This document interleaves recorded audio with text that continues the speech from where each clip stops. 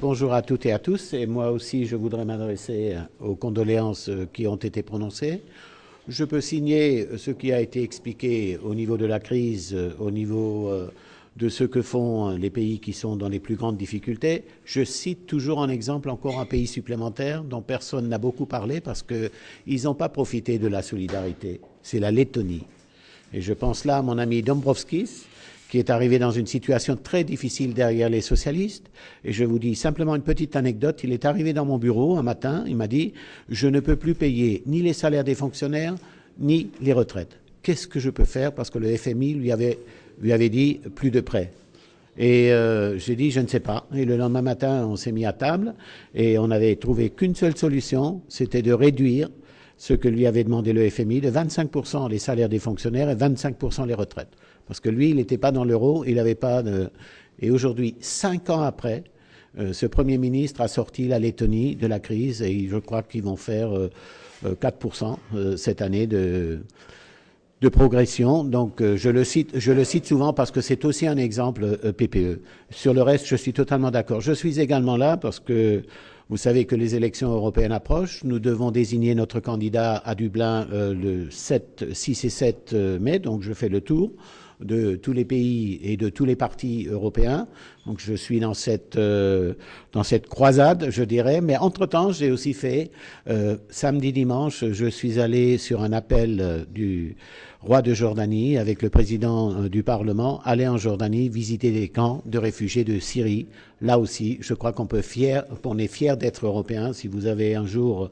allez-y, parce que là où le camp est organisé par l'Europe, il y a vraiment, je dirais, l'aide.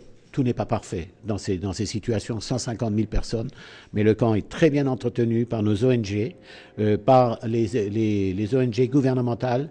Bien sûr, c'est la catastrophe, c'est tout ce que vous voulez, mais au moins dans cette situation, on a vu que les aides européennes sont bien utilisées. Donc, je vais vous dire 2 mots sur le Congrès. Donc, nous avons actuellement 3 candidats qui vont être officialisés la semaine prochaine, et c'est... mon ami Dombrovskis, comme je vous l'ai dit, le Premier ministre. Il y a Michel Barnier, Jean-Claude Juncker. C'est les 3 candidats. Moi, je fais le tour pour voir, les 3 candidats m'ont demandé à ce qu'on se mette à table et qu'avant le Congrès, on parle pour voir combien de candidats resteront le 6 ou le 7. Je pense qu'il en restera 2. Je vous le dis déjà aujourd'hui. Donc, voilà mon travail dans les prochains 15 jours. C'est pour ça que je suis là. Mais je suis aussi là pour soutenir tous ces pays. Je suis beaucoup dans ces pays qui ont beaucoup souffert. La population a beaucoup souffert. Et je vais vous donner simplement un message. J'ai géré dans ma vie 2 crises. Ça va peut-être vous faire sourire. Mais la gestion des crises, c'est pareil. J'ai géré la crise de la vache folle en France, qui était dramatique. Il y avait des suicides et tout. Et je leur ai dit à mes collègues, j'ai dit maintenant, on commence à voir à l'horizon une lueur d'espoir. Et les gens souffrent avec tout ce qu'on leur met, notamment les jeunes au niveau du chômage.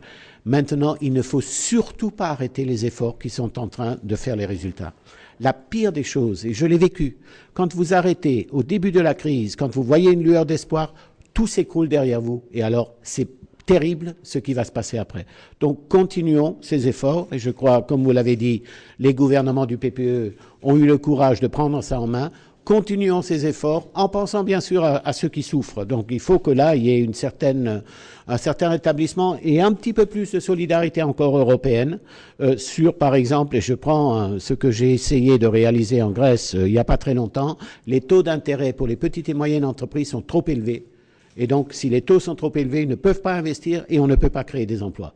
J'ai donné ça au ministre de l'économie. Il faut qu'on trouve rapidement des solutions pour que l'investissement dans les petites et moyennes entreprises, celles qui n'ont pas la possibilité de partir de nos pays, puissent être aidées. Et c'est comme ça. Donc, ce qui n'est pas parfait, je leur ai dit ce matin, il faut aussi critiquer ce qui ne va pas et proposer des solutions. C'est ça, le PPE. Et donc...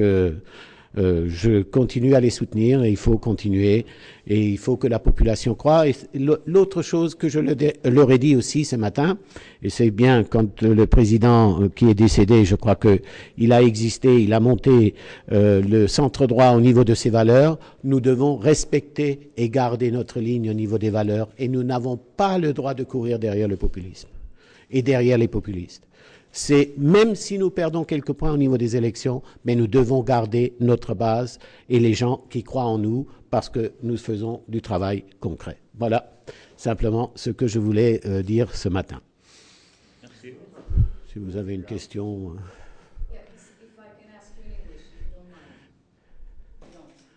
Yeah, it's no problem.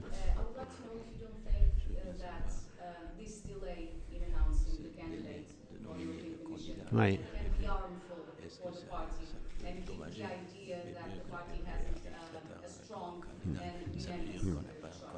Oui. Alors, je vais vous répondre. Nous avons décidé ça en congrès, à Bucarest, si je ne me trompe pas. C'est le congrès de Bucarest. Moi, j'ai repris derrière Wilfried Martens, qui est décédé, et je respecte effectivement ce qui est décidé au congrès. Nous avons eu toutes les discussions, madame. Même des discussions, il ne faut pas de candidat, il faut laisser ouvert le tout, il faut... Non.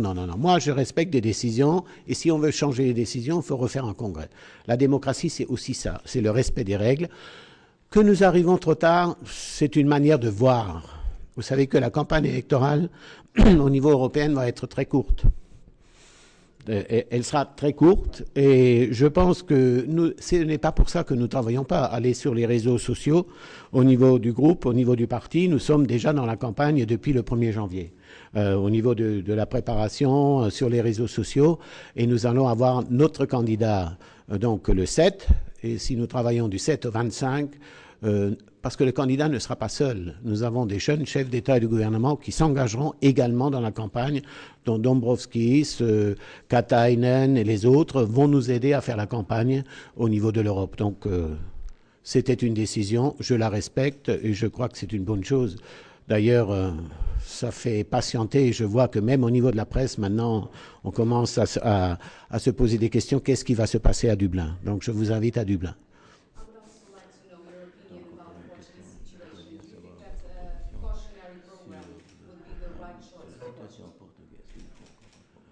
Mais écoutez, ça, c'est aux Portugais de gérer leur dossier. S'il faut un programme ou pas un programme, ce n'est pas parce qu'il faudrait un programme supplémentaire qu'il faudrait arrêter de ne pas mettre un programme. Mais ça, c'est à eux de le voir et de le décider. Vous savez, je suis chef d'entreprise, je suis président d'une coopérative avec 160 salariés.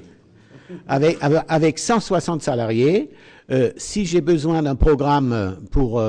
continuer à sortir de la crise et que ça peut améliorer, je dirais, le bien-être de mes concitoyens, je le prends. Si j'en ai pas besoin, je ne le prends pas. Bien sûr, je ne le prends pas si j'en ai pas besoin. Et moi, je crois honnêtement que le Portugal n'aura pas besoin du programme supplémentaire. Mais c'est ma vision, mais là, je crois qu'il faut respecter les responsables qui ont déjà très bien géré cette crise dans laquelle on est. Et il faut faire un maximum pour l'emploi des jeunes, pour que les jeunes puissent rester au niveau de l'Europe. C'est notre souci principal.